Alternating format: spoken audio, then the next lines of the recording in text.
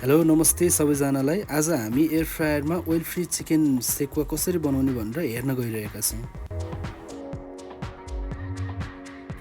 हामीले यहाँ 200 gram chicken लिएका छौँ।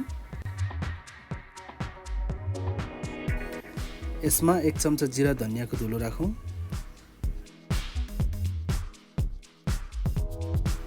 स्वाद अनुसारले नुन राखौँ। थोरै बेसार राखौँ। थोरै धुलो खोर्सानी। त्यसपछि 1 चम्चा अदुवा लसुन र मिट मसलाको पेस्टलाई राखौँ।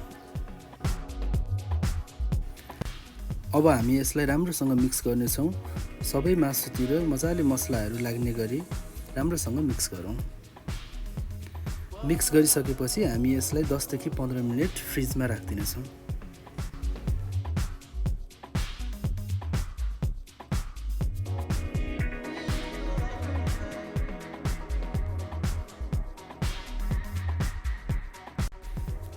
तपाईहरु देख्न सक्नुहुन्छ राम्रोसँग मिक्स भइसकेको छ।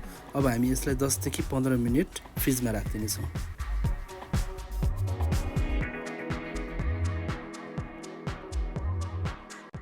अब एयर फ्रायरमा यसरी एयर फ्रायरको पेपर राख्नु होला।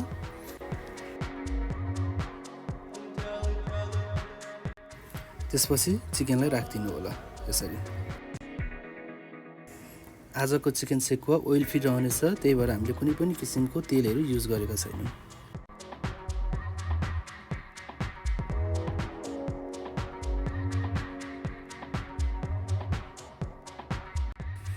अब यसलाई एयर फ्रायरमा राख्दिनु होला। टेम्परेचर 180 मा सेट गरिदिनु होला र टाइम 25 मिनेटको लागि राख्दिनु होला। 25 मिनेटमा हाम्रो चिकन सेकुवा राम्रोसँग पाकिसकेको हुन्छ। ल हेर्नुस्, हाम्रो चिकन सेकुवा रेडी भइसकेको छ। एकदमै क्रिस्पी देखिएको छ, मजाले पाकिसकेको छ। तपाईहरु देख्न सक्नुहुन्छ एकदमै ओइल फ्री छ, चिलो धेरै छैन यसमा। हाम्रो चिकन सेकुवा रेडी भइसक्यो। भिडियो राम्रो लागेमा लाइक तथा कमेन्ट गरिदिनु होला र च्यानललाई सब्स्क्राइब गर्न नबिर्सिनु होला। Thank you for watching.